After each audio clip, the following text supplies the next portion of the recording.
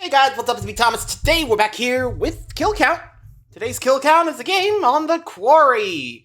So basically, think of it like as Until Dawn, but with werewolves. Or at least that's what I'm thinking, but I don't know. It's the best way I could describe it. I think it's the same guys behind it, but I don't know for sure. So, how about we just stop in and see what's up. Be sure to subscribe for more. Hope you enjoy. Here we go. My name is Abe. Hi. I was Employee of the Year. Now I'm dead meat. Pull a gun on me again and you're dead meat. You might actually beat me. You really think so? Hell no. You're dead meat. Welcome to the Kill Count, where we tally up the victims in all our favorite horror Zoran, video your games belly's and showing. show you how they were made. I'm Zoran, Big Dad Wolf Gavoyich, and today we're looking at The Quarry, released in 2022. Developed by Supermassive Games, The Quarry is the spiritual successor to their 2015 hit Until Dawn, once again following a group of teens thrust into a horror movie scenario, with branching paths and player decisions deciding who lives and who dies. Only instead of old friends in a snowy lodge running around in towels, The Quarry follows a group of counselors on the last day of camp running around with no towels. This time around, the cast is a mix of fresh yet recognizable faces and bona fide horror vets, all of whom were digitally scanned and motion captured their performances with the utmost level of professionalism. Until Dawn's director Will Biles and writer Graham Resnick returned to helm the project, this time accompanied by co-writer Alex Farnham, who would go on to work on the Dark Pictures game The Devil in Me. Like most horror or video game sequels, The Quarry can feel like a rehash of its predecessor. It's got a lot of the same mechanics, fake-out slasher elements, hell, even the monsters look pretty similar. But far from being a carbon copy, I think The Quarry is actually an improvement in every way. First off, it looks gorgeous. Hell, they even made these close-up character menus just to show off their tech. I mean, look at these pores. Look at them! And sure, it's not exactly fair to dunk on a 10-year-old game like Until Dawn, but The Quarry looks just as good as that game's 2024 remake, even when it glitches. You goddamn piece of shit! Secondly, these characters are just so good. Each and every one of them, from the smaller supporting roles to the villains, have a lot more depth revealed over the game. And thirdly, the writing in this game is hilarious. If anyone here had a podcast about them, it'd be me. Yeah, if there was a podcast called How to Look and Smell Like a Bat. Of course, I might be biased because I got to play this entire game with my work friends. That includes Bella, Michael, Ben, Addison, Tim, and briefly Josh. Sorry you had to work on Silent Hill while we played games, bud. It's a living. And this was all thanks to the new co-op Wolfpack mode, which allowed the Dead Meat team to vote on decisions, and whether I agreed or not, I followed the majority rule, with all of us joining in a Wolfpack howl on unanimous votes. You could, of course, watch the entire 4-part playthrough on the Dead Meat Presents channel for free, and you'll get the full experience, including the annoying clicking on the screen to direct my attention dots. Can I get one click out? You guys, you know what you can do right now? Get your clicks out. Everybody click on the screen. As with Until Dawn, I'll be counting my specific canon playthrough. That means no restarting, no guides, whatever happens, happens, and whomever dies, dies. And that's final. And since player deaths are permadeaths in this game, I'll be bringing back the Butcher Butterfly Award for the best multiversal mutilation. And now we can, shit. You forgot I lost my train of thought. I don't know what to do next. I love he has to take this pants off. Right. Sponsor, yeah. Here I go. Hello. Didn't expect to see me today, did you? Well, since our last sponsor session, I've gotten glasses. Tell me, have you gotten any new accessories? Raycons, there you go. Everyday earbuds classics from today's sponsor, Raycon, an auspicious choice. After all, it's Raycon's anniversary as we speak, and they're celebrating with 20% off these very earbuds you have. But here, of course, you're finding your own, and in one of my favorite colorways too, Cool Mint. The classics have a whole range of new colors, in fact, allowing your earbuds to be about function and fashion. But those aren't the only upgrades Classics are packing. They've added active noise cancellation, multi-point connectivity so you can pair with 2 devices at once, and an ergonomic fit that stays put no matter what you're doing. Plus, they have an awareness mode to help you stay tuned into the world while you're using them. Like how I stay aware while I'm cooking, walking my boss's dog, or getting lost in a wood full of monsters. They also have 32 hours of battery life in the case, and a quick charge that gives you 90 minutes of playtime on just 10 minutes of charge. Yes, these will last the night. Maybe better than you will. Oh, don't look so nervous. Over 3 million people already love Raycons, and they come with a 30-day happiness guarantee in case you don't love them, but I know you will. Just like I do. Mwah. Click the link in the description box or go to buyraycon.com/deadmeat to get 20% off the Everyday Earbuds Classics. And now, enjoy the kill count. Can our campy counselors all survive this Quarry story? Let's see what you can do. Let's go. Begin the game. The game begins with an opening credite sequence. Oh, look, it's Laura and Max, 2 camp counselors headed to Hackett's Quarry, the summer camp where they work. They're arriving a day early, or at least they would be if Max wasn't as clueless as Scott Pilgrim. Begins with an L, like the L word. Lesbians? Lost, Max, we're lost. Their bickering is interrupted when Max swerves to avoid something, or someone, running them off the road. Thank God we don't end up in Silent Hill, just a ditch where Max tries to fix his ride. Laura's flashlight skills are just absolute garbage, so she leaves to investigate a strange sound in what social media manager Michael thought was the actual quarry. You know what a quarry looks like? I don't have a single goddamn clue. We find a poster for a traveling freak show called the Harem Scarum, featuring a fortune teller we saw earlier as an apparition in the back of Max and Laura's car. I wonder what that's about. And there she is again. Go in again! Are we sure we're not on awake? Laura books it out of the jump scare ditch back to the car, only to be accosted by the local sheriff Travis Hackett, played by Ted Raimi. Damn, Ted, you are looking real Tweaked out. Tweaked out, huh? Oh, no! Ted was last seen on the kill count in Intruder, and has been seen all over his brother Sam's Evil Dead franchise. Actually surprised Max didn't recognize him, since he seems to be a fan. You've seen the Evil Dead, right? Travis warns the kids against heading to the camp with the creepiest pencil lick ever. It was just Travis licks pencils creepily or something like that. I remember putting in the data and I was like, this is horrible. He tries to deliverance them from evil, suggesting they stay the night at the Harbinger Motel, which they do not do, heading to the camp anyway. Arriving at Hackett's Quarry, founded by American Idol winner Kelly Clarkson, it seems pretty devoid of life, outside of the shirtless darkened shape in the lodge's basement. Thinking someone might be trapped, Laura and Max break in, and we get one of my favorite shots of the game. Major props to director of photography Amrit Bajwa, who was able to shoot the game with a screen he could move around the environment like an actual camera. Each scene was then lit to be shot from any angle by lead lighting artist Thomas Jalul, using deep shadows and textures inspired by Caravaggio paintings. I never in my life thought that I would say the best lit production I was ever on was a video game. They find the remains of an animal, and that looks like a head, so per Outlast rules, it's counted, and it's later revealed to be the camp mascot, Ian the sheep. As the camera hitchcocks, Max gets knocked off screen by a shirtless jumping shape. When asked whether to save our now bloody air buddy, our wolf pack was shockingly split down the middle, but I took care of that. We're helping Max, you monsters. And looks like we made the right choice, since he's gonna be all right.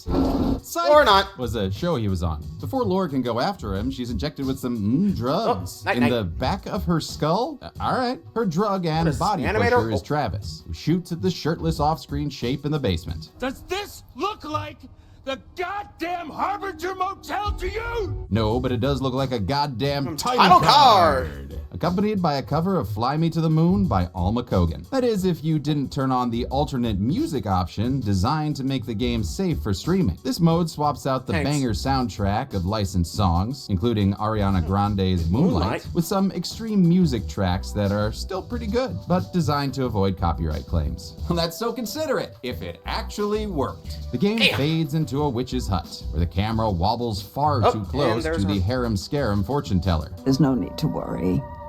I'm here to help you. This is Eliza Vorez, no relation. She fulfills the same role as Peter Stormare in Until Dawn, giving lots of cryptic clues to the player, thematic ramblings, and loads of dead animal skulls. Moving on, no skeletons. Hey. What? You counted an animal head there, and what's all those things behind her? They're animal skulls. Heads. Yeah, they are. Bastard Skelly rule isn't so dumb now, is it? No. Yep. Get to counting. Have fun, buddy. I'm supposed to play catch with my kid. Could you just do that for me? Hey, yeah, I'll throw him around. It's not what I meant! Here. Look, stay away from my boy! Well, after spending hours ignoring my child to count these, I'm able to add 74 kills in, like, the this to me loosest sense of the yourself. word. Yep, you did. Was it worth it, Zoran? Maybe. No. We move on to Chapter 1, Hackett's Quarry Forever, or at least since 1953, a fun flip on the year of Camp Crystal Lake. With the summer over, our teen counselors are sending their bus full of happy camper sound effects home. Our counselor antagonists include muscly bellhop Jacob. You can help me with the bags or what? Snarky cool girl Caitlin. Jacob, get bag. Caitlin moves on with her goddamn life. Equally snarky comic relief Dylan. I can only deal with one shit at a time, Jacob. And Nick, who's Australian. A, it was Dylan's idea, and 2, it was really funny. You know, honestly, it's kind of hard to keep track of these teens when they don't have a freeze frame with their 3 character traits surrounding them. Notably missing are Laura and Max, who the counselors have been told just ditch their jobs. Jacob has been having a summer fling with the camp's resident hot blonde Emma, but it's recently come crashing down. We are super cool. So she dumped your ass, huh? I can't see why. You're so youthful with that backwards cap. Boom. Oh. Yeah, I can definitely tell that. Well, summer flings don't last a long time, you know? Or just guess summer flings don't mean a thing, huh? What are you gonna do? Oh boy. So, other than the sheep, looks like no kill graphic yet. Anyway. Oh, there it is. Oh man, good sight. Becoming a little clearer now. And to buy himself time to win her back, he sabotages the van by taking a rotor arm. You know what? Good choice, Emma. While Jakey's making his big mistakey, Emma's palling around with her best friend Abby, she of the perpetual sketchbook. While gathering their stuff, Abby finds John Kramer's childhood toy. I want to play a game. That we pocket for future use, much to Michael's dismay. Bella wants the Saw Buddy. Saw Buddy! Right back to camp, we learn Abby's crushing on Aussie Nick. Personally, I prefer shipping Abby and Emma, but that's probably a long shot. Or is it? The girls rejoin the group just in time for a ghost story from introvert counselor Ryan. He's been off listening to a podcast this whole time. The totally radical, bizarre yet bona fide. This week's episode covers the local legend of the Hag of Hackett's Quarry. What's the Hag of Hackett's Quarry? Oh, you don't know about the Hag of Hackett's Quarry? Tell her about the Hag of Hackett's Quarry. I don't think she wants to know about the Hag of Hackett's Quarry. Can we just please stop saying the Hag of Hackett's Quarry? Okay, yeah, it's fun to say. That there's one more. The Hag of Hackett's Quarry. Oh! The Hag of, well, you know, is the ghost of an old woman who died in a fire and is cursed to haunt the woods looking for her lost son. We then go from ghost stories to ghost face with the grand entrance of camp counselor Chris Hackett, played by seasoned kill count veteran David Arquette. Mr. H is your typical Steve Christie type goof. Them's the rules, you noob. Better listen, that man knows about rules. Chris is given some extra shades through his work-dad relationship with Ryan, and given Officer Dewey shades with the soundtrack. Hold that thought, partner. I'm gonna have to take this. Ryan is a longtime Hackett's Quarry Hacketeer, and over the years has gotten close to Chris, as well as his kids, Kaylee and Caleb. I'm sorry, why is that photoshopped? You have the game models. In fact, Supermassive is known for 3D scanning actors. And I gotta say, the Quarry's characters are some of their most impressive work yet. To create them, they brought in Digital Domain, the Oscar-winning VFX house co-founded by James Cameron, which worked on Titanic and like all the Marvel movies ever, including Morbius. Oh, I'm sorry. They captured the cast performances over the course of 42 days, resulting in 32 hours of captured footage, then feeding all that delicious data into their Masquerade facial capture system, a tool initially developed for Thanos in Avengers Infinity War. While Digital Domain primarily worked on film and TV, they were able to adapt many of their tools for game development. This included digital eye tracking and a facial animation tool called Chatterbox, which saved time by creating a library of each actor's facial expressions that could be accessed later. Once that's digitized and it's in Maya and Unreal, we can do whatever we like with them. You know, they're like puppets. Awkward laughter. To be honest, we don't want to. I mean, the reason we choose actors like this is because they're really good at acting, and we don't want to muck about with that. And yes, that is James and Chelsea there, who got to play the game with the entire cast and crew years before I became the Dead Meat Game Daddy. Chris seems to be in a hurry to clear out camp. Unfortunately, he's foiled by Jacob's property damage. Boys will be boys. Okay, Jesus, Jacob, give him the roller arm, dude. He doesn't. Right. So with no way to get everyone home, Chris leaves, with a stern warning to stay inside after sundown. Of course, the teens immediately ignore the Randy Man's plan in order to throw a party. Tracy Jordan would not approve. Parties are like frisbees. If you throw them the wrong way, they'll veer off in a bad direction, and then your kid will fall into a quarry. But for the Dead Meat team, a party is the perfect chance to pair up Ryan and Dylan. I want the boys to kiss! That's not this decision. It's not inkistant. Unbeknownst to them, they're in the crosshairs of some scary forest folk. That includes the legendary Lance Henriksen, best known as various bishops in the Alien franchise. And, who's this bloody boy? Is that Deepwater Horizon star Ethan Suplee? Yes. I don't know. Yes, it is. Chapter 2, Truth or Dare, sees the group split off to party prep. Jacob and Emma break into the camp's general store looking for beer. Looks like you're trying to thread a needle with a packet of loose sausages. That's what you said the first time we made love. They get in, and Jacob's beer dar leads him to some jokes that not even Gallagher would do. Check out my giant melons. Hey, no sexualizing the melons. You just got a hole in it? What did I just say? Emma leaves Jacob to smash his melons and ends up finding some shark dentist supplies, a pack of fireworks, and a gun that she does not know how to use safely. Jacob grabs like 1 case of beer, okay, but more importantly, a bag of peanut butter pops. Peanut butter pops. Pop them in your mouth. Pop. No notes. And I was really excited to learn that actor Zach Tinker improvised this dance, even though he can't remember the words to the song. Pop, pop, peanut butter pops. Oh no, wait, how does it go? I'm blanking on the song now! Tinker's actually Emmy nominated for his work on The Young and the Restless, but he also had a very brief appearance in American Horror Story's 1984 season. And his character of Jacob was the most divisive during our playthrough. I need this man to be killed. I'm still Team Jacob. No, not that one. Never that one. Back at camp, Ryan takes Dylan to Mr. H's office so he can charge his phone, as well as look at his gun and Billy Bass collection. He opts not to take the Pow Pow back to his family band, which is fine, since we've got some bona fide sparks between these two. Bona fide. Boner. Fide. Get it? Boner. The team resoundingly approves. This is a dating sim now. Dylan can't resist poking around his boss's quarters, finding a trap door. But where could it lead? Secret sex dungeon. Get down there. Tell me what you see. Oh my God, Ryan, you will not believe this. What? It's nothing. All right, it's official. I'm now on the boy-kissing bandwagon. More snooping reveals a hidden surveillance room, and Ryan is uncomfortable seeing all this TV glow. So he leaves, leaving Dylan to snoop. Eventually seeing Vukovic terminate the camera feed. It's probably nothing. What do you never say that?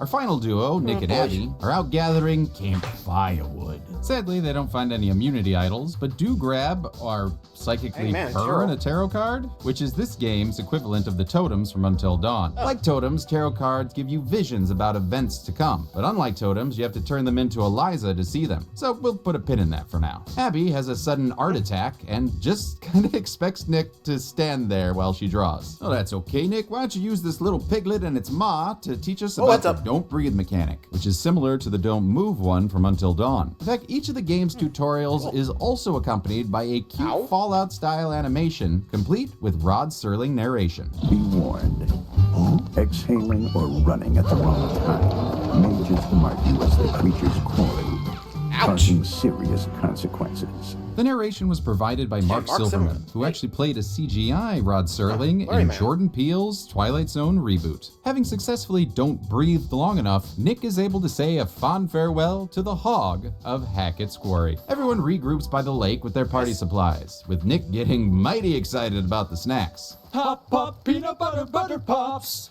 Pop, pop, pop them in your mouth. Pop! Caitlin, however, is less than thrilled to add a gun to the party. Takes the boys on the range for a shooting tutorial, where she proves to be a much better marksman than either of them. Oh! Damn. Pop, pop, peanut butter pops. Yeah, that's what happens when you mess with the homecoming warrior. Of course, referring to her actress, Brenda Song, best known as the coiner of the London Prindle. What? The Prindle. It is a gear shift. The letters stand for park, reverse, neutral, drive, and low. Careful, Brenda. I hear Hooch be crazy. Song's also known for The Social Network and a personal favorite, Blue Eye Samurai. And to add to her badassery, Song actually shot most of her scenes while pregnant and finished them right after she'd given birth. As night falls, the teens play the titular Truth or Dare. Emma dares Ryan to make out with either Caitlin or Dylan. A tough choice, but Team Deadbeat's all about the boy kissing.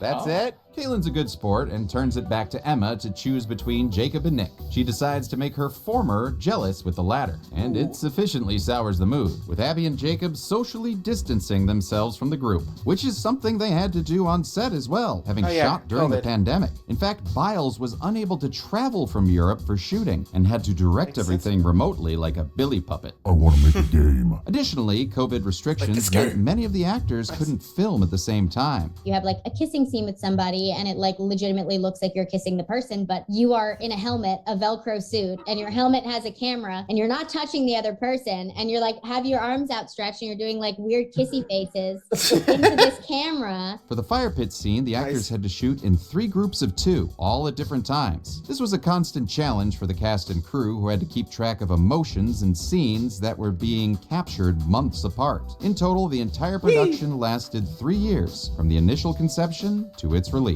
Chapter 3 sees some trouble in paradise, with an angry Abby getting lost in the woods. Ooh, don't roll a 1 or Otis is gonna strike. Wait. Nick catches up to her and apologizes, all while Sarah McLachlan-like music plays in the background. This song says I should adopt a cat or a dog. They quickly make up and make out. However, their summer lovin' dreams are ripped at the seams, just like Nick, who's attacked by a shirtless hunching shape. Abby decides to help, but either way, she's gonna be jumped by the mystery monster. He gets scared off by a gunshot, giving her the chance to run away, run away. We pass all our QuickTime events, including a Prey-esque tree confrontation, and make it to a hiding spot, where we manage to wait out our tonguey tormentor. Jacob's down by the dock, coming out of his emotional shell, while also Emma catches up to him to apologize and critique him. Technique needs work. That's what you said the second time we made love. Jacob's actually pretty pissed, but he calms down quick once Emma suggests dipping skinnies in the lake, despite the very clear no swimming sign. Ugh, these kids are just begging to be eaten by a killer oil slick. I actually find these two's relationship really interesting. Emma likes Jacob enough to keep him on the line, despite only viewing him as a fling, while Jacob keeps overstepping to try and date her without really listening to what she wants. It's messy and toxic in a way that's pretty realistic to 2 dumb teens. The game makers were actually careful not to moralize with their characters, especially in regards to their decisions. The characters are, by nature in these things, a little bit kind of douchey to start off with anyway. They're just, they're not lovable characters. I mean, they're not horrible either. They're just flawed people, but, Each character basically has 2 possible arcs, selfish and selfless, with neither being the objectively correct way to go. Jacob leaves to go find a tarot card and many, many clues. Luckily, our lengthy clue collecting doesn't stop Emma from derobing like it did with Jessica in Until Dawn, which is too bad because there ain't no towels to keep her warm. Oh, maybe that Nosferatu on the island took him. Maybe we investigate. Get back down here, Jacob. Nope, you heard the nag of Hackett's Quarry. Let's go! Jacob strips down himself, completing his transformation into Jacob. But little do these two know, they're swimming just above this game's first human kill. Sparky Pilastri, is that you? No, it's actually revealed to be Ed Benson, a hiker who went missing months ago alongside his partner, Anne Radcliffe. And while she is presumed dead, we never see her body, just some torn bags. So without any substantial evidence, she stays off the count. But a lack of evidence doesn't necessarily mean it's not true. Grace, have you ever done jury duty? No, why? Good, no reason. Emma wants to take their... Yeah, fair. If that's your belief, you might want to just skip the whole jury process. If I heard that, be like, okay, who believes in that? You. All right, out you go. Out. Out. I'm just saying. I mean, come on. You gotta be real. Anyway. Fun to the island, but Jacob hears Abby scream in the distance. And to make matters worse, he dropped the rotor in the lake. God damn it. Why? Why were you keeping that in your underwear? Anyway, we're given a tough decision between diving in after it or going to Abby. And if you do have him dive, he'll ultimately lose it when he's scared by the body, and may even drown if you mess up real bad. However, the team chose to play the hero, leaving Emma alone in the water. Seriously? And whenever you make one of these choices, the path is updated and displayed as a very cool VHS cover with art by supermassive illustrator Wesley Nike, in collaboration with UI artist Giles Wood. The trio left at the fire pit hear Abby scream as well. She then comes running out of the woods saying Nick is in trouble. And it's for some reason left up to Ryan to rescue him? Go after Nick! Go! Why? He didn't even do the shooting tutorial. Nevertheless, good guy Ryan finds a bloody Nick being dragged away by one of those hunters from earlier, whose name is Bobber. We opt not to shoot him, just in case this is a Tucker and Dale situation, but Nick bites Bobby's finger and gets away. Ryan then watches Bobby shoot his own pointer finger off before very casually walking back into the woods. Major props to Without a Paddle star Ethan Suplee. Nick's running Jacob through the woods when he's caught in a rope trap that was an interesting thing to motion capture. They didn't actually hang you upside down for that? No, They had me, I started here. Okay. And then I went like this and pretended I was like hanging. You're on a roller coaster or something. Basically, yeah. Bobby arrives, but Eliza encouraged us to see things from a different perspective in an earlier tarot vision. So we opt not to fight back as he cuts us down and covers us in blood. As mentioned many times by writer Tim, Bobby's played by Ethan Suplee. Last seen on the kill count is conspiracy theorist Gary in The Hunt, but is more widely known for My Name is Earl, Boy Meets World, and the Great Schooner Sailboat Debate of 1995. Bobby sends Jacob on his way as it's revealed a different trap put Mr. Pig on the count. Aquila manana, that's what I do. We return to Tia Dalma's hut where Eliza invites us to see our future. But since we collected 2 cards in this chapter, we can only choose one for the reading. And by the way, huge shout out to Alex the Nerdy Raccoon, who acted as our tarot tour guide during the live stream. Thank you, Alex. We go with the tower, which shows us Emma missing a zip line and... I'm sorry, is that it? Back to it then. Wait, but I have... Back to Hackett's Quarry you go. Oi, what was that? Chapter Rude. 4 is entitled Don't Panic. Huh? Ah, damn it, we could have really used a towel right about now. It would have definitely helped with Nick bleeding out over here. He seems to be drippings with black goo, and Dylan believes he has an infection, but we decide against an amateur amputation. A noise from the bushes sends Ryan into attack mode, but this boy at school relaxes his trigger finger. Good thing since it's just Jacob, who you can kill in this scene without the characters even realizing. 2 potential deaths for Jakey so far. Yeah, Jacob's safe What did he do to deserve? Oh, yeah. Right. Thing. Jacob perfectly acts out his misadventures, but Ryan still has some questions. Why are you covered in what I hope is strawberry jelly? Because it's fucking delicious, lay off! Jacob wants to go after Emma and tries to take the gun, but our detective Pika chooses to keep it. Jacob storms off on his own while the remaining counselors decide to head back to camp. They better hurry because the most evil wheelbarrow in the world's gonna kill him! Woo! At the lodge, Dylan and Ryan split off to retrieve the second gun from Mr. H's office, as well as call for help. Who should I call? 911. You mean 911? You mean? Says 911.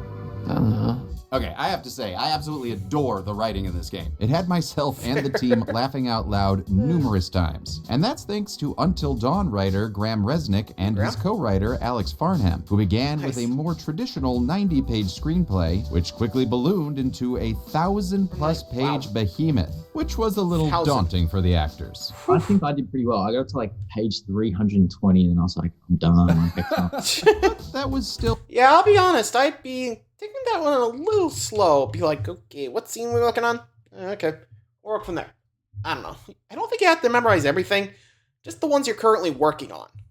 Or at least that's how I see it, but Anyway. Well under Until Dawn's Guinness World Record breaking 10,000 pages. Though that number may have been a bit of an exaggeration. But it also says, Resnick claims that it's 10,000 pages. We can only verify 2,000. Unfortunately, the line goes dead midway through their call. What are you doing? I don't know. It's what they do in movies when the phone goes dead. You tap on the little thingy. We're not in a movie. However, these two have been in movies. Dylan's played by Miles Robbins, son of Susan Sarandon and Tim Robbins. You know, Jessica Lockhart and Phil Blumbert, respectively. He's been on the kill count in Halloween 2018. And Ryan's played by Justice Smith, who previously screamed his way through Jurassic World Fallen Kingdom. The lights cut out. Maybe it was the bears. And why does everyone blame everything on bears? Which is a very good question, because this entire game, they have not stopped talking about bears. Have you ever seen a bear in these woods? Did a bear do this? Bears. Bears? Really, Here? bears? Are you sure they're gonna think it was a bear? Well, it was probably just like a bear. Help, my friends may have been attacked by bears. I mean, there's vicious bears. Hands. I need hands. Yes, chef. I know it's a popular show, but no chef, no more bears. The boys then head to the camp's radio station to try 91.1 again, leaving the extra gun with Caitlin. Still have mine. If you're extra nice to me, I might let you hold it. Don't write a check that your ass can't cash. My ass has got quite the bank account. Ooh, time for boy kissing! Am I interrupting something? Yes, you are! Get out of here! Sorry. I just get so passionate about Rylan.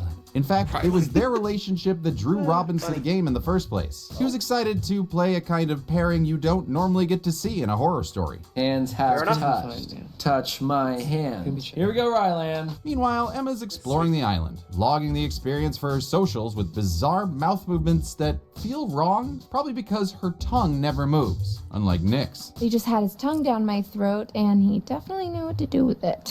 Emma's an influencer and uses her time to rant about her relationship with Jacob, but also reveals some human layers to her mean girl persona. Abby sees me as this confident person, but really? I guess this is not really good. I'm just motion capture here. desperate to stay afloat in a world where everyone wants to be different. It's a nice moment that shades these characters more than the horror archetypes of Until Dawn, and you can quickly go from disliking to loving them. The whole point of these games is that they redeem all the characters so you feel bad about them dying. Her Therapy Thursday post leads her to an existential and physical fork in the road. I guess since this isn't live, the choice is up to me. No, it's not. It's up to your puppet masters. Go right, I say. Go right. What if you went up? Eventually, Emma continues our tour at the island's treehouse. Constructed in the year 1800 fuck by a blindfolded man who used only the finest rotting wood, rusty nails, and donkey spit that money could buy.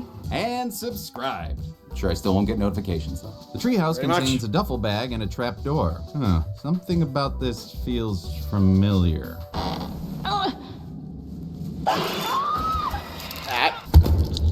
Oh yeah, best to search that duffel. It gives us fresh clothes, a taser, and some bear mace. Now that we're armed and fabulous, we open the trapdoor to reveal our shirtless, darkened shape's true form. A shirtless and pantsless monster. I salute you, creature. And they absolutely would have killed us before, but since we're armed now, we just spray and sprint. We pass all the necessary QuickTime events for Emma to run in a big circle, doubling back to the treehouse roof to find the zip line predicted by the tower card. We manage to ride to the other side of the lake without falling to our deaths, while the monster taunts us with its actually moving tongue. I want to shout out actor J.J. Dunlap for voicing and motion capturing these decenty dudes. Creature actors are just the best. Chapter 5, White Noise, opens not with Michael Keaton, but with Abby tending to an injured Nick. Caitlin updates them on Ryland's plan, but it must be Christmas, as up on the rooftop we hear a click, click, click, causing Caitlin to leave Aussie Nick. Turns out it's Bobby patrolling the house, and after a brief game of Catlin and Mouse, Bobby proves to be no idiot, taking her gun and knocking her down the stairs. While waiting out the commotion, Nick fails to read the room, confessing his feelings for Abby. Kind of felt like a little bit more was gonna happen. Well, did you want a little bit more to happen? Dude, are you dumb? Hey. Yeah, don't be a dick, Nick. Caitlin rejoins them to hide from Thumper, but when the big man gets grabby with Abby, Nick hulks out and lifts him one-handed, Seems like he doesn't know his own strength though, so we decide to let evolution star Ethan Suplee go. In the meantime, our favorite couple head to the Radio Shack to get their free monthly battery. And along the way, we learn more about Tim Robbins' son. No, not that one. Turns out he's actually studying quantum physics. A sharp contrast to his jokey persona. Yet another example to all the layers these characters have. Now get a boy kissing you two. Sadly they don't, but do find some scary claw marks. Oh, Dylan, better send out an SOS. Hello, how's it going out there? This is, we need help. This is, we are counselors at Hackett's Quarry Summer Camp, and there's been a horrible accident, attack, some stuff bad here. We need your help. There is a swarm of bears. Enough with the bears! There are no bears! Just saw one. But hey, maybe he just said that because Robbins actually improvised this hilarious distress call. Swarm of bears? Yeah. Herd of bears. Herd form. Yeah, I've heard of bears. God damn, that is such a good joke. Instead of finding help, they pick up the signal from the hunters, who have come to bring disharmony to their hut. They try leaving, but they're pinned in place by one of the creatures, who skitters up onto the roof. Dylan hatches a plan to scare it off by playing a feedback loop through the speakers. Unfortunately, their rooftop tappers disconnected the wire. That means Dylan will have to reach up and manually fix it. And that goes about as well as expected. With bite mark burning, Dylan begs Ryan to cut it off! Cut it off! And Ryan obliges, using a nearby chainsaw in a clear homage to Evil Dead 2, both in look and brand. While the Quarry's got plenty of blood and guts, Biles wanted to keep it fun instead of gross, leaning into inspirations like Evil Dead 2 and Supernatural. Ryagan is able to break the quiet of this place, blowing out the speakers and sending the creature away. Oh, sorry, Dylan, can't really cover up that other ear, can ya? With the threat gone, everyone catches up outside, but they're interrupted by gunshots. They then spot a mysterious girl running away from the cabins. Is that Molotov cocktease? Cocktease? What? What did you just Molotov cocktease, what? Nobody watched Venture Brothers? I did. Go Team Venture! The Quarry Scoobies go bobbing for butts at the pool, finding a dead bobbing body butt, who Ryan identifies as Mr. H's daughter, Kaylee Hackett. It's a big bummer for Ryan, but hey, at least Eliza seems happy. Looks like that's one less vermin in the world. Jeez, Mrs. Ross, you sound like you found George Costanza in the pool. I was in the pool! Chapter 6 offers some prayers by night and a clue to the game's monsters if you're up on your universal horror knowledge. Jacob's been wandering around in his underwear and shoving evidence into it. Gross. He then finds his co-star's tarot card before finally reuniting with Emma. And the creature! All right, Jacob, it's time to save the woman you love!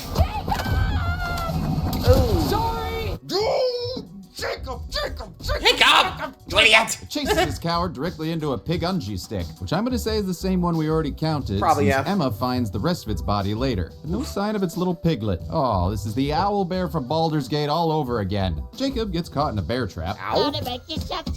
Something he was quite good at on set, since Tinker broke his thumb for real while mocapping this chase, but kept quiet so he could finish it. We just iced it in between takes and it was gnarly. Unable to free himself, Jacob's treated to a frank blackout. Back at the pool, Nick is getting all sorts of horny. Nick, what do you...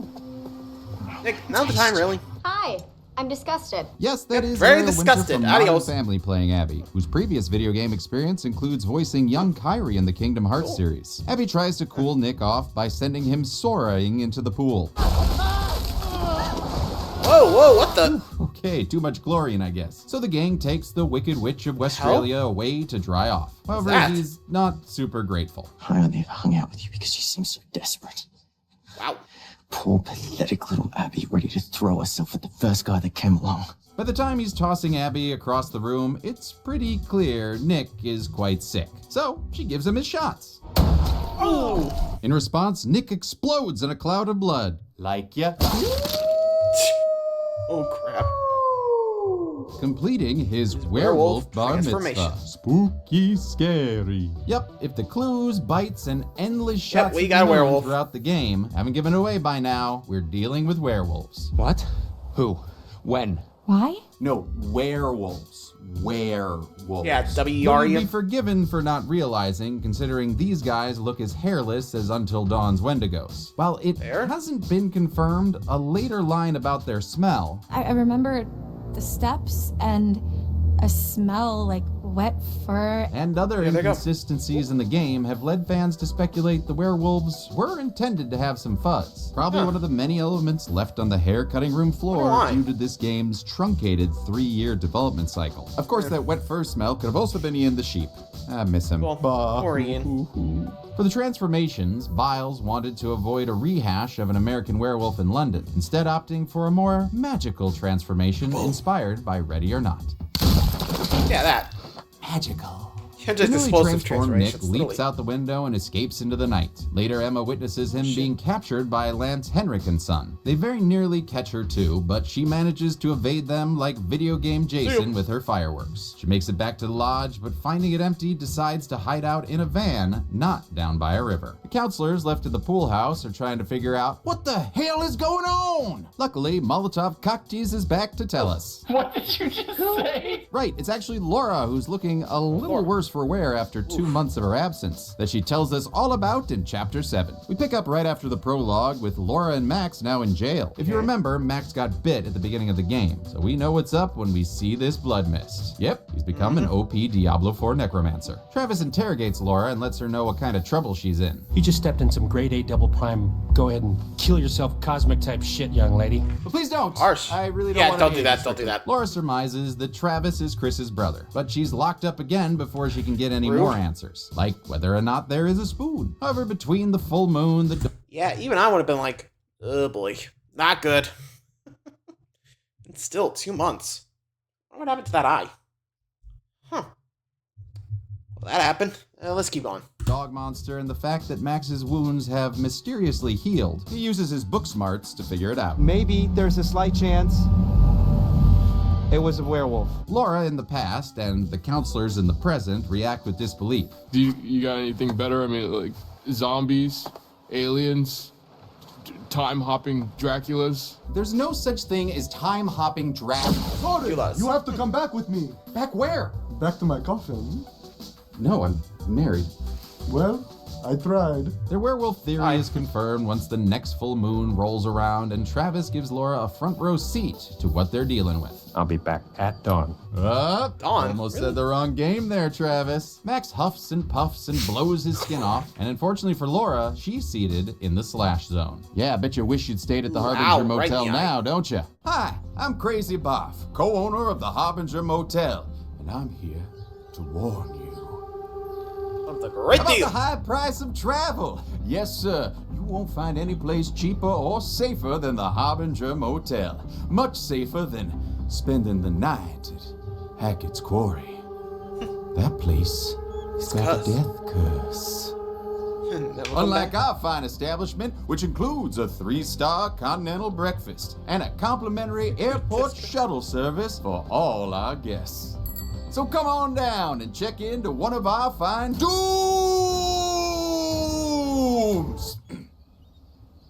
rooms.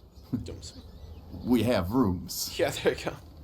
The Harbinger Motel. Motel. You'll wish you'd stayed the night.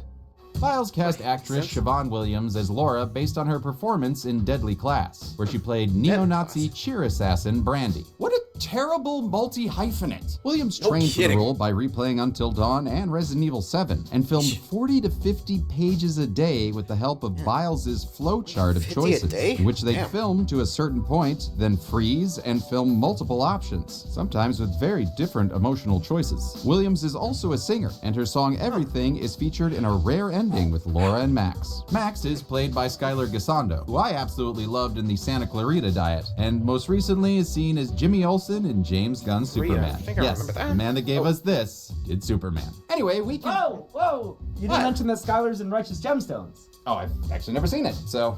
Oh, he's really good in it. He plays like a stunt guy. You want to watch it? No, kind of doing a kill count right now. Yeah. Maybe after. Another time, promise. Okay? We'll watch it after. Okay, screw it. Righteous Love that guy. Gemstone. Laura patches herself up and tries to call for help, but they only have a black phone. Hello?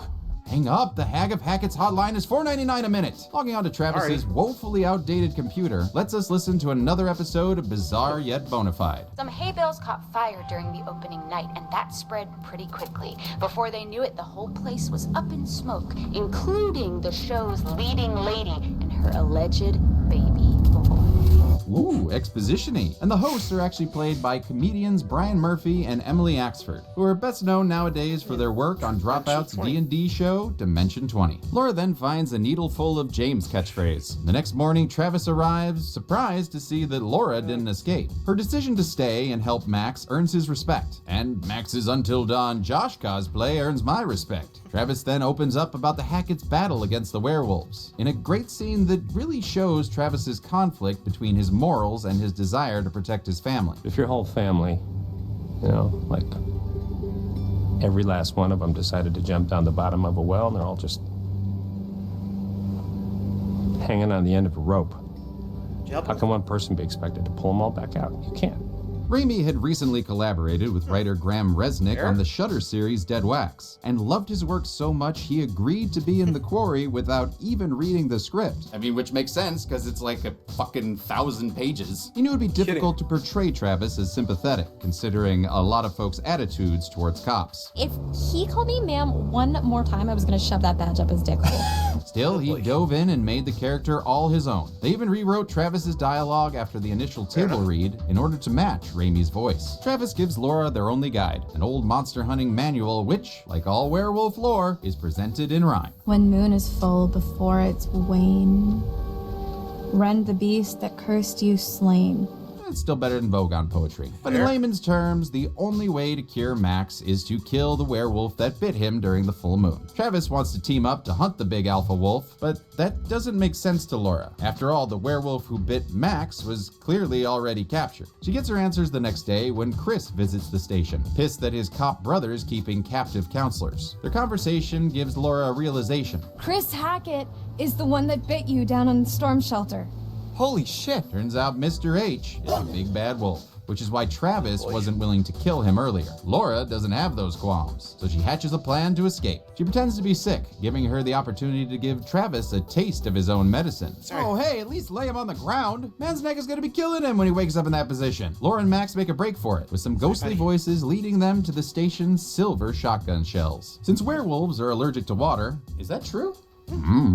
Laura smartly left Max on the island. He's actually the werewolf that attacked Emma earlier. Or maybe he was just coming onto her, because we all know Jimmy Olsen fucks. Laura returned to check on him after shooting Kaylee, but quickly realized she killed the wrong wolf when she found her boyfriend still in beast mode. Now, isn't that just pride? During the chase, she received a bite on her arm, and since we're good people here at Dead Meat, we do the honorable thing and reveal it, leading to a standoff. It doesn't last long, since Chapter 8 sends the characters to the belly of the beast, and this live stream sent the Dead Meat team into the belly of their closets to dress as characters from the game. To justify the fact that I'm going to be sweating this whole stream, I'm going to stand up. I have the tights under the shorts, a classic of the mid-2010s. Laura uses Abby's silver bracelet to give them some ammo of their own, earning her the right to not have a gun pointed at her. Ryan's not thrilled that she wants to kill his surrogate father figure, but agrees to take her to the Hackett house to see if they can resolve things with words. The Hacketts live in a creepy manor in the woods. Looking for a way in, the two fall through some rotten planks and into the titular quarry. Well, better keep an eye out for Handigos, something Laura can actually do now, since her Wolverine healing powers have finally kicked in. What big eyes you have, Grandma? Yeah, to do it. I'm sorry, I just really liked Ryan's joke. Also, I want to mention that they kind of try to shoehorn Laura as a romance option for Ryan. Are you flirting with me? What? No. But we're gonna ignore that since it's not Rylan. Also, might just be her horny werewolf side talking. Werewolves want to fuck. They venture through the quarry, which was a purposeful pun by Biles, as he liked the idea that as the game went on, the quarry stopped referring to a location and started referring to the characters. Laura uses her incoming werewolf strength to rip them a path to the Hackett's basement. There, they find a red-tinted dungeon. Secret sex dungeon. Secret sex dungeon. Which is where they're holding Jacob and Nick, who we saw thrown in there earlier. Laura very nearly executes Nick right then, but we press A fast enough to stop her. Then, in the game's most stressful puzzle, we have to figure out how to free Jacob without also releasing Werewolf Nick. I worry about this. This is not That's great. tricky. There are plenty of ways to insta-kill Jakey here. But we managed to get him out without a scratch. More importantly, without any clothes. Jacob then pop peanut butter pops off into the night. Upstairs, Travis returns home. Ooh, how's that neck, dude? He's come to deliver the news of Kaylee's death to his mother, Constance, who is a lovely woman. Dumb fucking animal. She takes it about as well as you'd expect. Not my granddaughter. Not my only granddaughter. Not my Kaylee. Not my little Kaylee. Not my little Kaylee. Not my little Kaylee. You goddamn piece of shit! Travis, for all his faults, is trying his best to keep his conscience clean. Because if it were up to Ma Hackett, she'd have executed Max and Laura on the spot. Turns out the Hacketts are a whole killer family. Bobby is Travis's younger brother, Jedediah is the Piranha 2 starring Patriarch, and Mama Constance is played by Lynn Shay, best known to horror fans from the Insidious franchise, and more importantly, while the counselors are fresher faces, Biles knew that he wanted to cast the Hacketts with genre mainstays, and they wrote the family with that gravitas in mind. Laura tries to eavesdrop on their conversation, but winds up getting snatched by Constance as Ryan escapes. Yep, should have cut that hair like Clementine. We then stop in for a chat with Eliza, who is clearly an homage to Maleva from the original Wolfman, the woman that forever cemented a connection between Romani fortune tellers and werewolves. We collected 3 tarot cards this chapter, but a glitch tried to get us to give in to our hate with the Emperor. But a hand vote led to the Vanna White side of the Force, showing us deaths for Ryan and Travis. Technically, it was a unanimous choice, so I'd like to buy a howl. Chapter 9, The Matriarch, opens with Dylan and Caitlin in the woods. Earlier, they'd split off with Abby to head back to the main lodge. There, they found Emma in the van, leading to an air freshener facial for Dylan. It's all good fun, but this scene could have been very different had Emma been bitten during her initial werewolf chase. If she was, she'd have completed her transformation, leading to a fight that can see her killing Abby, or Dylan, or getting shot by Caitlin. It's a good example of why this game was so much more complicated than Until Dawn. The characters can not only die, but they can also be turned into werewolves at any point in the story. Fans of Until Dawn had always criticized its number of endings, so the team went overkill, resulting in a story with 186 different endings. We have to look at how we make genuinely branching game without making it so ridiculously huge that it's unplayable or even unmakeable. So they focused on creating different mini arcs for the characters that allowed the story to jump around, ensuring the game's momentum wasn't killed, even if some of the characters were. So that means we can kill them whenever we like, and the story still stays whole. The teens can't use the van to escape due to Jacob's... So Caitlin suggests walking to the nearby scrapyard to look for replacement parts. She does said things she said with Dylan, while the other girls stay behind in the storm shelter. On the way, Dylan muses about getting a hook hand and solidifies his feels for Ryan. Am I crazy or was something about to happen? It's always next year, right? But I don't want to wait a year for boy kissing. Well? No! Oh! Stop it! At the scrapyard, Dylan contemplates getting into this TARDIS and leaving the game behind. But then he spots the car they need, stuck up on a crane. I actually used to be pretty good at the claw game at my local arcade. The kids used to call me the grabber. Oh, Dylan, you do not want kids calling you that. As he's operating it, the scrapyard's motion lights reveal something coming towards them, and fast. Oh, that's so creepy. I love it. In one of the game's coolest sequences, Dylan uses the crane to lift Caitlin out of danger. The werewolf hops onto the car, and Caitlin's screams give me PTSD from my playthrough of Saw the Game. Hurry the fuck up! Hurry the fuck up! He honks the horn to hurt its hearing, and Caitlin takes a tumble that probably should have killed her. Meanwhile, Dylan uses a makeshift McCready munition to blast his opponent away. Of course, if he'd missed the QTE, we would have witnessed a truly depressing end to any more boy-kissing hopes. Yeah, bye-bye. The skin wolf very nearly catches Caitlin on the ground, but we managed to drop the car and pin it down. It is freaking metal as hell, much like the soundtrack for this entire scene. Unfortunately, the car isn't the right kind of metal to kill the wolf, and they don't want to wait for it to wake up. Heading back to the lodge, empty-handed. Back in the storm shelter, Emma is acting like she just got back from the Helena Marcos Academy, and her behavior is never explained, but it could be an alternate universe leaking in, because if Emma had been bitten by Caleb earlier, this is where she would turn and potentially kill Abby. But in our playthrough, Abby passes the time discussing Emma's influencer career in a way that hits a little too close to home. I make people laugh. Maybe at you. I act dumb and they laugh. Maybe that makes me dumb? Or maybe I just like to make people laugh. Ouch. Yeah, it's definitely Abby then goes exploring, ignoring the hag behind her back at Quarry, and discovering a very important tarot card, the Hierophant, as well as a couple of silver shells, silver shells. At the Hackett house, Laura's been pulled up for a family meeting, but doesn't want to relinquish her right to bear arms. Not with so many bears around, and Laura blows Constance's face clean off. Or at least she would if the game didn't have a weird glitch that kept it intact. Which is a shame. I mean, just look at that gore that we can't show on the public version. Enjoy, patronists and risers. It's a shockingly fast death for Lynn Shay, as evidenced by our live stream reaction. Oh no! Ooh, whoops. We Hi, killed Constance. Lynn Shay! But I guess Laura did warn her. Run your fucking head up! Bobby arrives having captured Ryan just in time to see Kerchak get pissed. No more party. No more protecting anyone. Laura runs before he can sick a pumpkin head on her, while Bobby disables Ryan with the most casual stab I have ever seen. Well, we shouldn't have shot the mom. Ryan stumbles his way to a dumbwaiter and takes it to the upstairs bedroom, but Bobby, looking like Buddy from Slaughterhouse, is coming after him. Ryan searches hither and thither for a way out, before asking for advice from Mr. Hankey. Hi-ho! Fucking hide, bitch! So he does, evading Bobby and barricading him behind a door. You can't hide from me in my own house, fucker! You're a fucker.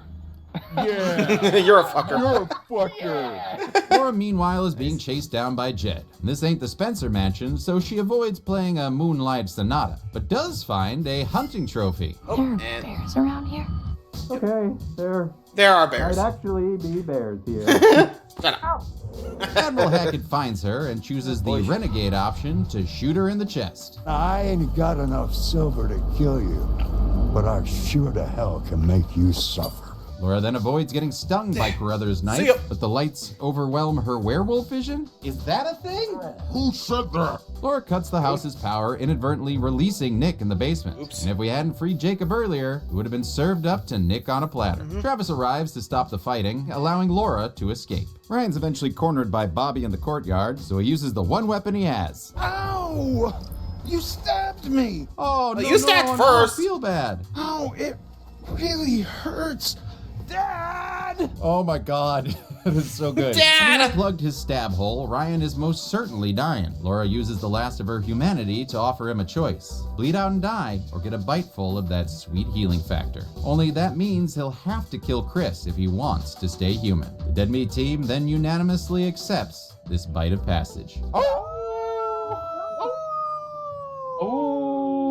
And honestly, I don't see that many downsides to being a werewolf. I mean, you got super strength, healing, super horniness, you're good at basketball. Plus, you get to date Selena Gomez. That's a win-win. The Hacketts start closing in, so Laura hides Ryan in the attic. It's a lucky break, since that's also where they're hiding their half an eight-legged freak. I think we found Chris Hackett.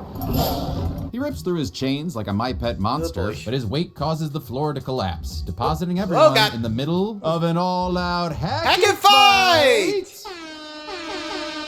Laura completes her transformation by wet wolfing just in time to sucker punch Travis. Because Ryan stabbed Bobby, he's too weak to fight off his brother, who rips him to shreds on the ground. Ow, it really hurts. Dad! And unfortunately, that leaves no one to protect Jedediah, as Chris bloodies Thalmer's face on the stone of the heart. Ryan picks up the shotgun and prepares to shoot. Hold on, hang on. Is that Chris or is that Laura? Because if it's Laura, The vision's come true! In the corner, Travis stabs Laura with a silver mirrored shard, killing her as well. But not before she swipes his head clean off and, okay, yeah, everyone's dead. Oh man, if only we'd listened to researcher Bella. He tried to tell you to shoot. He had shackles. And this is the canon playthrough. Everyone in the chat's like, this is not canon. Like I said at the beginning, whatever happens, happens. So I guess we can add Travis, Laura, and Ryan to... You know what? No, I am not gonna let this count. No, none of this works, because with no Ryan, there is no hope for boy kissing. Time hopping Dracula, get in here. You want to come back to my coffin? Still a hard no, man. I just need one little favor. As with Until Dawn, I'll be counting my specific canon playthrough. That means no restarting, no guides, whatever happens, happens, and whomever dies, dies. And that's final. Except for one mulligan, which we're gonna use right now for Rylan. For Rylan! You can let go now. No. I don't want to. In fact, the game actually includes a death rewind system that gives you 3 lives that can be used whenever a main character meets an untimely end. Of course, it's not available on your first playthrough, so it's really depressed the team. Let's all just take a moment. I'm disassociating. Pour one out for everybody's living with the decisions that we have made in life. But we don't. Replaying the entire chapter without changing a thing. So, Constance, Bobby, and Jed all go on the count. Yep, however, we will be making Dewey go kablooey in our one murder mulligan that I totally established from the start. This change in the timeline means Laura's cured before she can finish off Travis, exploding back to human form with underwear. Okay, I absolutely love this werewolf transformation, but how do you transform back to underwear? It's not even the same clothes she was wearing when she wet wolfed. It's actually all in here. When the cursed sire has bit the dust, return to form, but cover boobs and butts. And the boy one's the same, but with wangs and nuts. Wangs and nuts, huh? Thank you, Edison. Who knew? There are, of course, a ton of ways this scene can go, ranging from all the Hacketts surviving, Ryan bleeding to death, and Travis deciding to murder everyone anyway. Thankfully, we picked the sequence of events that actually completes the full story. As everyone comes down from the fight, Travis reveals that Chris wasn't the werewolf prime of the family. His son Caleb was. Collecting that Hierophant card from earlier triggers a vision during our Sarah Palm reading that helps fill out the origins of the werewolf curse. Turns out Eliza's son was Silas the Dog Boy, an attraction in the Freak Show and the original werewolf in Hackett's Quarry. That also means this Freak Show came around in 2015? Okay, I'm pretty sure Freak Shows were banned in the 50s. But hey, if Elijah C. Scuggs can keep them going, who am I to argue? During the fire that burned down the harem scarum, Silas escaped, biting Caleb in the process, who then infected Kaylee and Chris. A newspaper clipping presumes that dozens were killed during the fire, but there's no official statement on the confirmed number. However, we can count the body Eliza actually finds, that of Travis's predecessor, Sheriff Hank. Now bury him in the royal family tomb along with the rest of the re-dead. Silas escaped during the chaos, and Eliza vowed to one day find him. That day is not today, as she's killed by the explosion, becoming the ghostly hag of Hackett's Quarry. I told you never to say hag of Hackett's Quarry again. Sorry, Kate. Sorry. And if you've been wondering where you've seen Eliza before, well, she's played by the prolific Grace Zabriskie, who has been in everything from Twin Peaks to Child's Play 2 to the 1993 FMV game Voyeur. And funnily enough, she once played the adoptive mother of a werewolf boy in an episode of Tales from the Crypt. And that's what we call very specific typecasting. Travis and his family have been tracking Silas for years in an attempt to lift their family curse. Anyway, there's sightings up and down the coast. Feral albino child, giant white wolf. But wait a second. Ryan's seen a wolf like that earlier by the radio hut. Or at least a white-ish wolf? It's kind of hard to tell without the fur. Game. Realizing Silas is back in town, Travis proposes they kill him together to lift the curse for good. Chapter 10 starts with Max, who no longer be dog, having been cured when Chris was killed. What the fuck?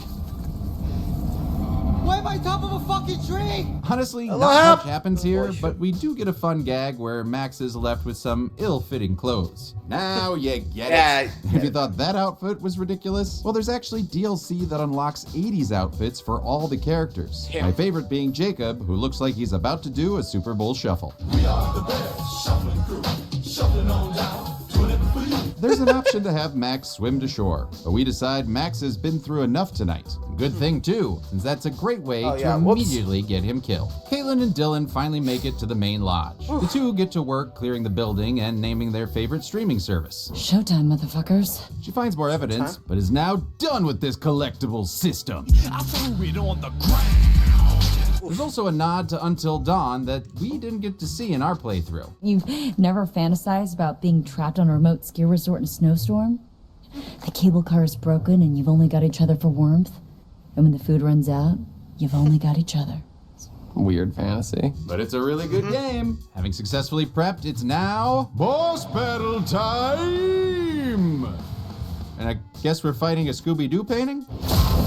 Oh nope, no, werewolf. It's Caleb. He's just kind of ripping through the wall there. Kemi tells him to eat OLED, but unfortunately, the non-silver bullets do nothing. So back to the standard chase scene. Yeah, we get it. Abby and Emma are seeing the fight from the surveillance room and try to join with some very goofy-looking knocking. No. That's how they did it.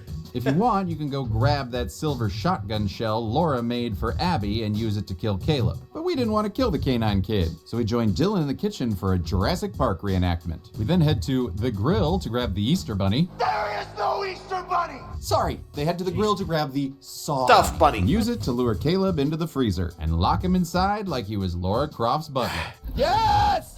Come on, that's better than killing Caleb. Yeah. Meanwhile, Jacob cries in the woods.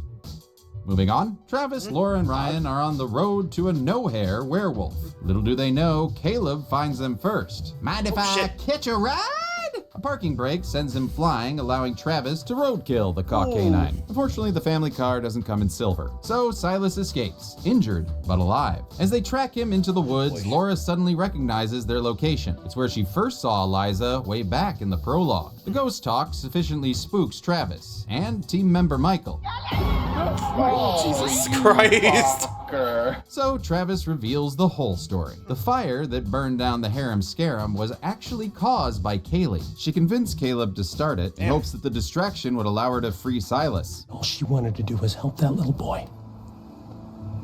Locked in a cage by that freak show witch. Instead, Silas attacked them, and the fire grew out of control, kicking off the events of the game. It's why Eliza's shown such animosity towards the Hacketts throughout the game. In fact, if you get our original ending where all the Hacketts are massacred, she is revealed to have masterminded the whole thing. I knew that if orchestrated properly, the events of Hackett's Quarry would unfold just the way I wanted them to. The trio eventually finds Silas healing in what's left of his old cage. Yeah, still does not look like a white wolf to me, but whatever. Laura feels some sympathy for the Baraka boy, but if she takes too long, it can end with all three of them being killed. Instead, as Eliza's ghost begs us not to, we shoot Silas dead, ending the curse once and for all. The game fades to our final meeting with Eliza, during which she curses us for killing her son. Whenever you hear a noise in the dark, a whisper from the shadows, the breath on the back of your neck, that's gonna be me. I'll be there. Now I will never leave you. She says that now, but I bet she gives up pretty quickly. Now that the monster's dead, the game is over. And we get bizarrely cheery music during this Animal House Mass Effect 3 extended cut epilogue. Highlights of which include Nick, who's been cured, Constance with her lying text, Jacob still being naked, and Caleb tragically freezing to death once the curse was lifted. No! Oops. Come on! What? So fuck that!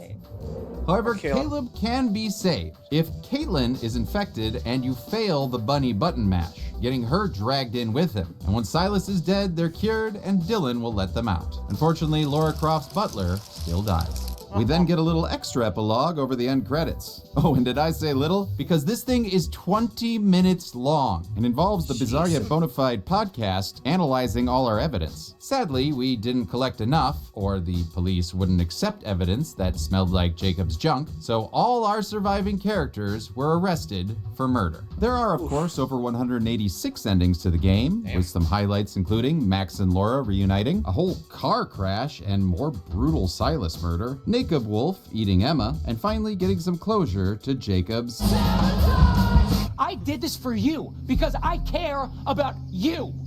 No, you fucking idiot. You did it for you. And the fact that you can't see that is 100% the reason I don't give a shit how you feel. Wow, that's really cold. That's you. When this is done, I never want to see or hear from you again for the rest of my life. That's what you said the final Fair. time we made love. And even with all these outcomes, this podcast ending feels a little unsatisfying, with, I guess, the best ending just showing a computer screen saying the kids were acquitted. Is that it? Travis! Travis! The kids may be incarcerated, but at least they're alive. However, let's Well, except for the Caleb, Quantums in for this him, though. Quarry to see what could have befell them with a Multiversal murder montage! Start up. Okay. Here we go again, watching teens get super killed. So many deaths. It's a super massive game that's totally gore-filled. If Alex Dunphy had hesitated, she could have been decapitated. So many ways to see their blood spill. Pretty much. What happened if you cut the fuel line, though? Don't use a knife, I wanna see ripped up mouth. Jeez. Silver bullets to put the ow and how. Slashed and smashed by massive paws, thanks to the sick British Santa Claus. Seriously, man, you might wanna get some help. You would always find a way to work through. Not from that guy. He looks destroyed by a wolf boy. No, she slipped. Goodbye and moonjoy. Won't say your prayers, cause you're gonna die tonight. Get away from Dylan, cause I'm the boy kissing I like. Watching girls makes me hungry. Maybe I should get something to eat. Pop, pop, peanut butter, butter pops. Pop, pop, pop them in your mouth. Pop. Okay, now I'm full. Let's watch more blood gore. Seriously, I can't see what's happening. Do my cataracts detach? No, that's just the censorship. I should probably just subscribe to the Patreon. Yeah, you think? Really nice killing you all over and over again. Even teens who are pure at heart and camp counsel for their summers may become victims on the count when we finally get to the numbers. Oh, okay. I stole the rotor arm so we could have one last day on the kill count set together. Yoink! No! Bye-bye! You look so young in that backwards cap. You do too. Nice.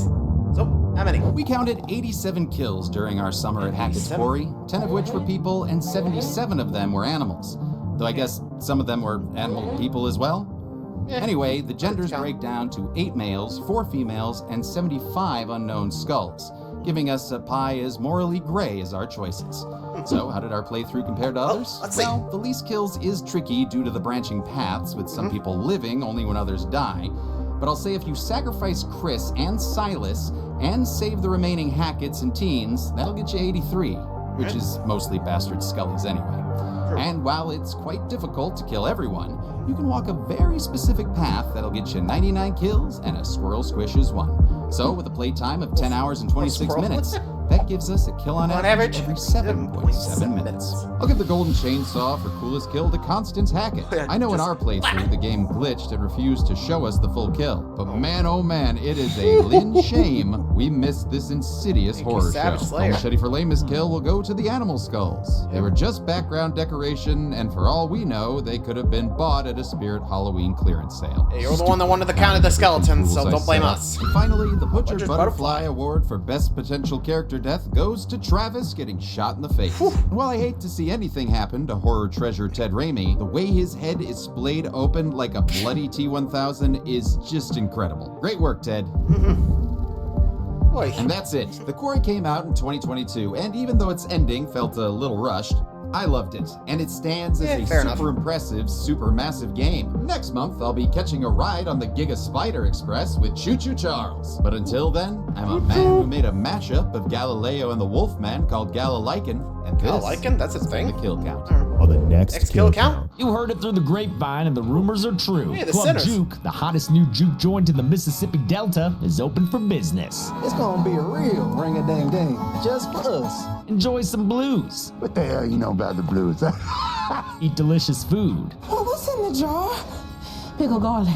And get as horny as you want. There is no limit. Seriously, people are horny here. This shindig is brought to you by the Smokestack Twins, back in town from the Windy City. Charles supposed to be in Chicago working for Capone. Everyone's invited. Well, almost everyone. On a night like this, you never know who might come a-knocking. You're the devil, ain't you? Not quite, but close enough. Vampire. This Irish mofo's a vampire. And when you've got vamps, there's only one thing to do. Line 'em up. Gotta be killed one by one. This week, dance with the devil and watch one of the best films of the year in Sinners. You keep dancing with the devil. One day it's gonna follow you home. And on Friday, sharpen your stakes for the kill count. Only on Dead Meat. I'll do what I can. No, you'll do what you told. Sinners. Yep. If you want to see Sinners, go watch it. Yep. Got to get the blues down to there. So I can't help but sing on the draw. Come on. Anyway, thanks for watching, guys. Hope you enjoy. Until next time, adios.